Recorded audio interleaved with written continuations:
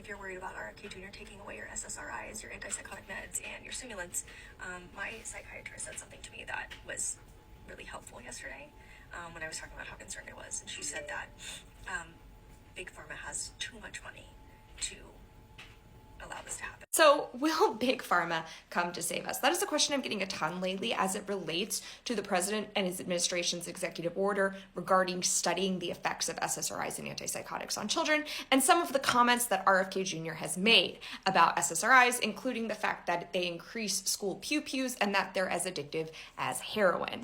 And as a health economist who studies the pharmaceutical industry, I think there's a bit of some lack of understanding about pharmaceutical industry as an industry.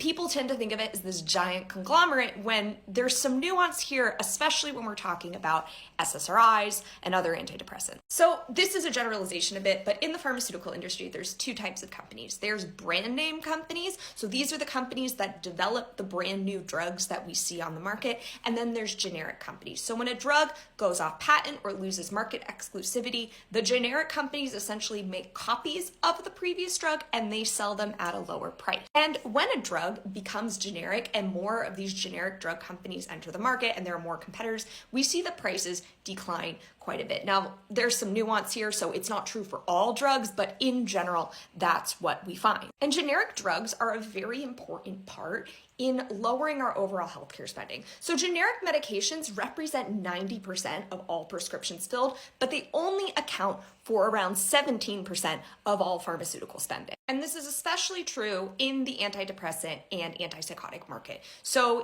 as of January 2010, 73% of all prescriptions filled for antidepressants were generic. As of 2019, because again, these are the latest numbers I just have, antipsychotic drugs, 79% of the prescriptions filled were for the generic. As I've documented, the entry of affordable and accessible antidepressants and antipsychotics into the market has created numerous health and economic benefits. Here's the thing, when we're talking about the pharmaceutical industry and we're talking about them targeting these executive orders, we have to keep in mind that a lot of these brand name companies that we associate with Big Pharma, they are not making a lot of money off of these generic, because it's mostly the generic producers producing these affordable antidepressants and antipsychotics that the vast majority of Americans consume. And when we're having this discussion about incentives of pharmaceutical companies, we need to talk about what are the sales and the market size of these antidepressants. So antidepressants, as of 2027,